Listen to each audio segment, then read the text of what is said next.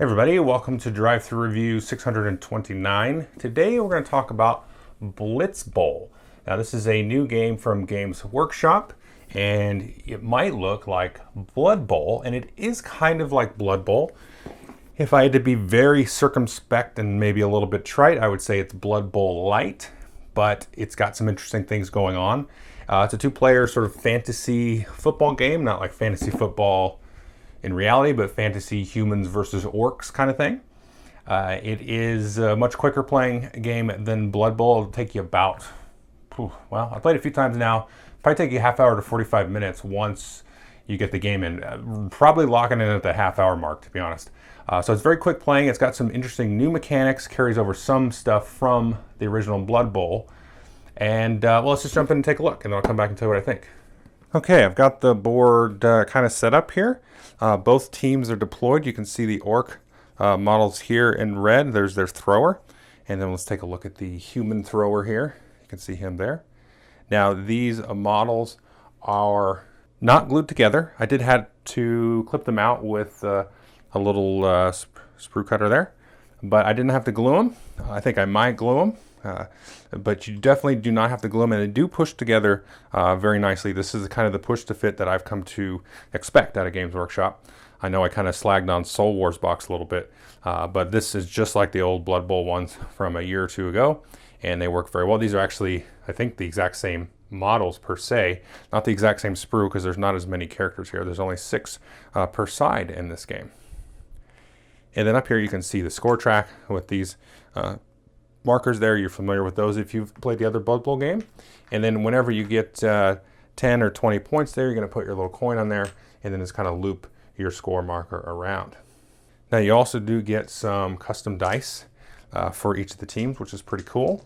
And of course you get stat cards here for the players. So here is the catcher for the human team. You can see he's got a move of 6, a throw of 4+, an armor of 5+, and he has a special ability which says, if this player catches a thrown ball, not a handoff or a bouncing ball, roll a d6. The player can make a free run action up to that many spaces. So that's cool. He can catch and run. And it tells you how many of these are going to be on your team. And you've got 3 linemen. You've got 1 thrower. You've got 1 blitzer. And then we get to the orc team. There's a blitzer, the black orc blocker and stuff. Now, they also have cards for Beastmen, Beastmen blocker. You've got goblin linemen. That's the whole team there. 8 of them, actually, on that team. A lineman here for the dwarves, a runner. So they've got dwarves and elves and all this stuff. So if you have the Blood Bowl teams, you can use a good chunk of those models to play Blitz Bowl, which is really cool. Now, what are you trying to do? Well, obviously, you're trying to get the ball. So the ball is going to come in via one of these 2 trap doors. Now, this side of the board, it is double-sided, has 2 trap doors. So you're going to roll a d3, 1, 2, 3, 4, 5, 6. So 3, it comes in there. On the other side, there's just 1 trap door in the middle, but you have 4 little statues. Now, these you cannot move through. These are actually obstacles that you have to move around. You can throw the ball over them, though. So the other side of the board is just a little bit different tactically. So you're trying, of course, to run up here, grab the ball, and then take it and step into the other player's end zone. That's going to score you 3 victory points. Once that happens, the player that scores the touchdown is going to go back into their dugout here. They're going to have to take an action to move them into the end zone. Now, the other way that you score points is by doing these challenge cards. Let's take a look. So here we can see a deck of challenge cards, and then you've got 3 challenge cards there. These are active. So on your turn, you get 3 actions. I'll go over the actions in a second, but every time you take an action, you can look at these 3 challenge cards and say, okay, did I meet those requirements? So we can say here, claim this if an opponent was knocked down or injured this turn. You can take it, you score immediately 2 victory points on the track, which is 2/3 of a touchdown, so that's quite a bit. And then you take that, flip it over, and then you get a bonus play card. So these are going to be different. So there's a few copies of this take them down card where you get the points for knockdown and injuries. But the other side of these is going to be a little bit different. And then this becomes a card that you can play over the course of your turn. So it'll tell you kind of how it is. And it gives you special actions and cool things and stuff like that. So again, you get 3 actions on your turn. After every action, you can claim 1 card. Sometimes you could possibly claim 2 because you could legally claim it based on the wording, but you can only claim the 1. And so let's say you have a crazy great turn. You do an action, claim this, do an action, claim that, do an action, claim that. If you clear that row out, then you're going to get 2 points in addition to the points you got from clearing all those cards out. Now these don't refill until the end of your turn. But you can kind of see what's coming up there, so you can maybe try to make a plan for it a little bit for the next thing. Now the game's going to end when one player is 10 or more points ahead of the other. That's kind of a sudden death thing. Or the game probably more often, I don't know, I've seen the 10-point thing happen for sure. But once you get through the end of this deck, then each player is going to get 1 extra turn, and then that's going to be the game, and whoever has the most points is the winner. However, I'm just going to make a quick caveat here. There are these Endgame Challenge cards in here. There's like 20 or something of these. You shuffle these up, you take 6 of them, stick them in the bottom of this deck here, and then once you see the first Endgame Challenge card come out into this row here, that's going to sort of trigger the end game in a way, and you can no longer have a sudden death victory once the end game is in play. And these are really, I don't want to call them wacky because I like them.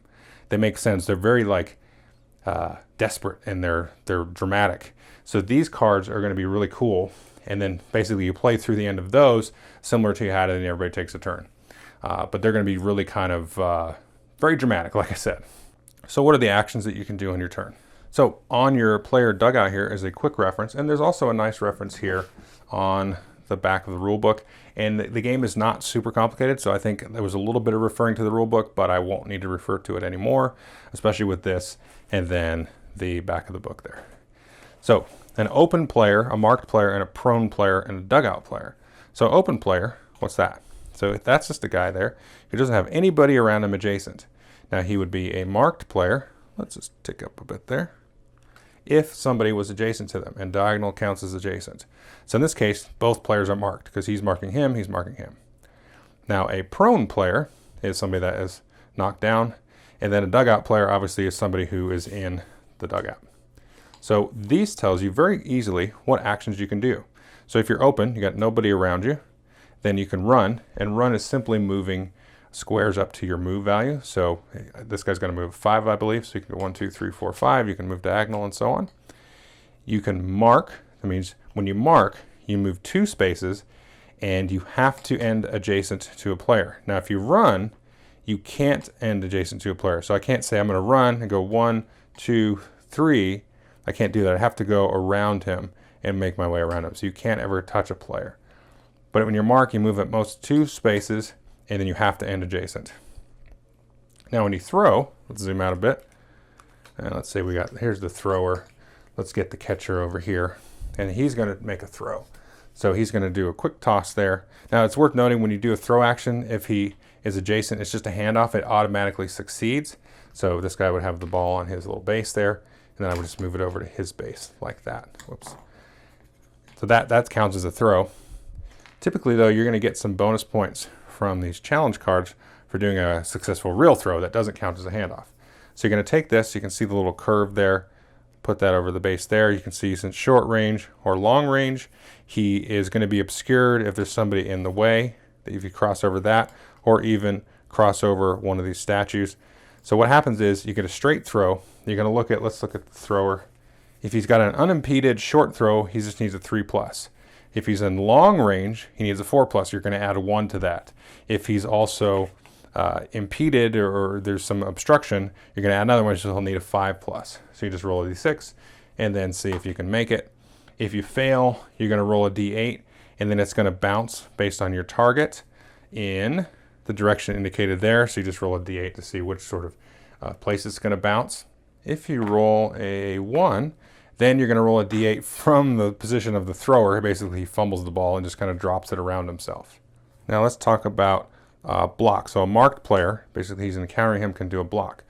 Most of the time, you're just going to roll a single block die. And you can see all the different symbols on there. And this will tell you what that does. So if you roll the skull, it's a miss. If it's a tackle, that means you're going to take him down, but then this guy can't do any more actions. You can do a shove, which will push him away. You can do a smash or crunch. Now, when he gets knocked down, he's going to have to roll against his armor value. And if he fails, in this case it's a 5+, then he's going to be injured, and he's going to go all the way over to his dugout, which has lots of glare on it. So then you get sent to the dugout. And so the other thing you can do as a marked player, you can see, is a sidestep. That allows you to move one space, but at the end of that movement, you can no longer be marked. So if it was like this, you couldn't just move here because you're still marked by that guy. You'd have to move over here because you'll be marked here diagonally.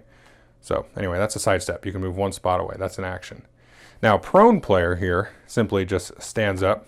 So if he's prone, he stands up. And then a dugout player can just simply move from the reserves in the dugout into the end zone. They just pick any spot in the end zone as long as you're not adjacent to an enemy player there. So that's it. That's all the different actions you can do. You can take 3 actions on your turn. You can't take the same action with the same player twice. So I can't do run with this guy. I can do a run with him, or run with somebody else, or I could do a run, throw, and a mark or something with the same player. So you can split those 3 actions up however you want. And then again, you're just trying to get the ball and then take it into the end zone there, and then also keep an eye on these cards and score extra points, and then again, hopefully try to get the bonuses from those. I think that's pretty much the whole rules. But if I forgot something, definitely go watch the Watch It Played video. It gives you an exhaustive rules overview. Okay, so that is Blitz Bowl. Well, first of the 3 review pillars, player count. It's a 2-player game. That's all you get. Play time. This is going to sink into about, I think I talked about at the beginning, I'd say half hour. Once you get the kind of the rules down and sort of the little tactics and things that you're just going to kind of come out of the game, which there's a fair amount of actually, is about half hour, maybe 45 minutes if you're really kind of grinding it out. I don't know. I feel like 45 minutes would be too much. I'd be say get going with your turn because half an hour is like right in the sweet spot for this. And then what's the game like? Well, it's obviously like Blood Bowl. It carries over a lot of the stuff with the movement and the tackle dice and how you throw the ball and, you know, obviously scoring and getting end zones and stuff like that. I didn't cover some things like getting assists on tackles. It carries over some of that as well. But obviously the new thing here are the little challenge cards here that you can get for points and then turn over and play for little bonus, cool, wacky actions. That's a neat thing. Now, the thing with that is you get 3 points for a touchdown, and then you get sometimes 1, 2, 3 points or so for the cards. And you're like, isn't the point of the game to kind of score the touchdowns? But I don't know, because it's in the Blood Bowl universe, so you should get points for injuring somebody, right? Like, it's fine. That's part of the game. Now, there is a couple of cards in here that are like, have some guys by the end zone or have some guys by your end zone. That's kind of bogus at the end of the game. We're like, oh, look, I get my 2 guys in the end zone. I get 2 points. I pass you. I win. Like, whoa, that's a big letdown after about half an hour of fun. So that's my little nitpick. And I would say, I talked a little bit about it in the walkthrough. You got to throw the Endgame challenge cards in the bottom of that deck. Because I don't mind getting those points like a little bit during the game. It's kind of opportunistic. It's like a positional thing. Okay, so it's not every card is like do a successful dramatic throw or crunch a guy in the face and get some points. There's like, it gives you a little bit of extra tactics. But to have the game end on that, where you're like, oh, I had 2 guys in my end zone, 2 points, I win. That's a big letdown. So to fix that, it's already been fixed. You add the Endgame Challenges, and those make the game take it to the next level. Where I'm like, oh, I love this game because it'll do things. Let me just get some of these real quick here. You get a bunch of these. So this one says, claim this card if your team is losing by at least 3 points. I don't know what this says. I'm just reading it. So you get that, and it gives you 0 points. But if you're losing, you do an action. Oh, I'm losing. I'm going to get this card. Cool. It says, place this card in front of you immediately. While it is there, each time one of your players blocks, they count as being assisted. An assist is you roll 2 block dice and choose the best one. This card, as soon as your team scores equal to or higher than the opponent's. So they get like really excited because they're losing by at least 3 points. So it's a comeback card. So you can get this, and then you're just starting to block the junk out of players. But as soon as you catch up, then this goes away. Cool. I got one the other day that flipped the end zones. So now we were trying to score, and that was just like, oh, it's so fun. And the ball was like, oh, I got this. I'm going to run back here for an end zone. And then it jumps out, and I'm like, oh, no, it comes out the trap door, and then he's just going to run it back the other way. So it just flipped the thing up. And there's just a bunch of these, like you can make a really long throw. And let's see, let's do another one. These are just fun. Claim this card if a player from your team caught a thrown ball this turn and scored a touchdown. So that's cool, kind of an endgame thing. And it says play this, the opposite side is play this card when the game ends. Before it does, you can immediately take another turn. So if you get that bonus turn, because remember, everybody gets a turn. Let's see here. This one is claim this card of a player making an action and you do not claim another challenge card. So this gives you 0 points, but if you do your action, you can't claim another challenge card, then you claim this one. And it says play this immediately. 2 new balls come into play, one after the other, following the rules for no ball in play and multiple balls.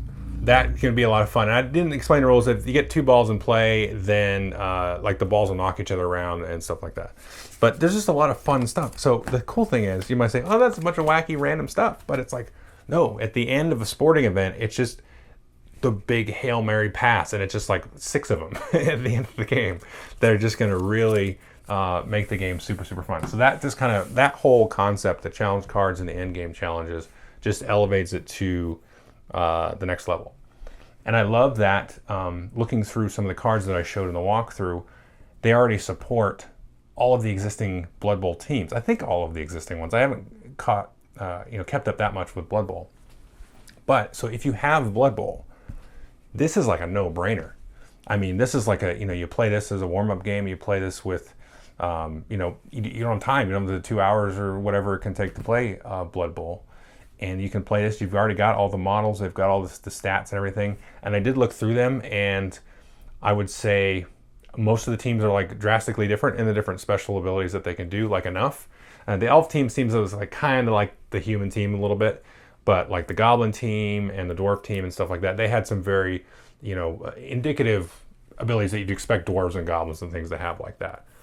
So that's cool. So you've got all that kind of built in. You can go pick up another team, whether like 30 or 35 bucks. You get a new team. It's like just a small handful of models to paint up and that kind of stuff. So that could be fun if you're new into painting. And these are all push to fit, or at least the ones that come in this box. So you don't have to mess around with glue and stuff. They go together real easy. And the games is super fun. I mean, there's a good amount of kind of little tactical choices and everything, but I don't want to oversell the strategic part of trying to win. But within the scope of your turn, there's some good choice. Right? There's some good, like, this is a good bet. This is good probability. Oh, I can do this. I can see that card come, blah, blah, blah. I've got this bonus card, blah, blah. All that stuff kind of happens. Now, over the scope of the game, your long-term strategy to win the game could get thrown out by an end game or something, but it's probably going to, I think, lend itself to a dramatic conclusion. And that's all you really want, I think, out of a game. Although, I have seen somebody win by the 10 points early on, but typically it's probably 10 or so minutes into the game and you just didn't get very good luck with the dice or the cards. And so, let's set up. That took a minute or less, and then we'll play again. So anyway, I definitely recommend this game quite a bit. Oh, the one thing I should say, this is a weird distribution with this. So they have this game and 2 other games, one of which I will be talking about. The other I probably won't unless I'm on a podcast. These are going to be like in Barnes & Noble and stuff, I think. They're not going to be at your local Games Workshop store. And if you're not in the United States and Germany, I'm not sure where you're going to get this. So definitely kind of ask around and shoot some messages over to Games Workshop's way, because I'm not 100% on how this is going to get out there. But it's going to be out there. I think it is out there now.